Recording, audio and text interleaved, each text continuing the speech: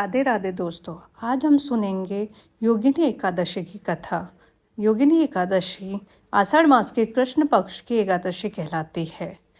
अलकापुरी नामक नगरी में एक कुबेर नामक राजा राज्य करता था। वह शिव भक्त था। उसकी पूजा करने के लिए एक हेममाली पुष्प लाता था। उसकी पत्नी विशालाक्षी अत्यंत सुंदर स्त्री थी। एक दिन वो मानसरोवर से पुष्प ले आया, परंतु कामासक्त होने के कारण पुष्पों को रखकर अपने स्त्री के साथ रमण करने लगा और दोपहर तक नहीं गया। जब राजा कुबेर को उसकी राह देखते देखते दोपहर हो गई तो उसने क्रोधपूर्वक अपने सेवकों को आज्ञा दी कि अभी तक पुष्प क्यों नहीं लाया है। सेवकों ने राजा को आकर बताया कि हे राजन, वह माली अभी तक अपनी स्त्री के साथ रमण कर रहा है। यह सुनकर कुबेर ने हेममाली को बुला भेजा। हेममाली राजा के सम्मुख डर से कांपता हुआ उपस्थित हुआ। क्रोधित राजा कुबेर ने कहा, रे पापी कामी, तूने मेरे परम पूजनीय ईश्वरों के भी ईश्वर शिवजी का अनादर किया है।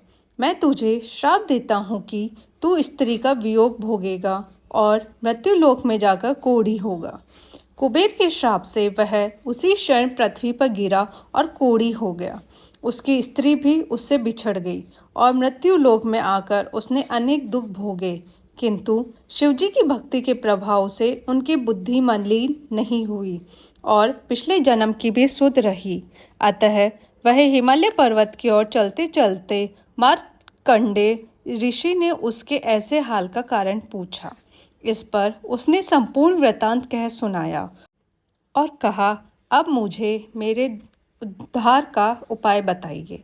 इस पर ऋषि ने कहा, तो आषाढ़ मास के कृष्ण पक्ष की योगिनी नामक एकादशी का विधि पूर्वक व्रत करेगा तो से तेरे संपूर्ण पाप नष्ट हो जाएंगे।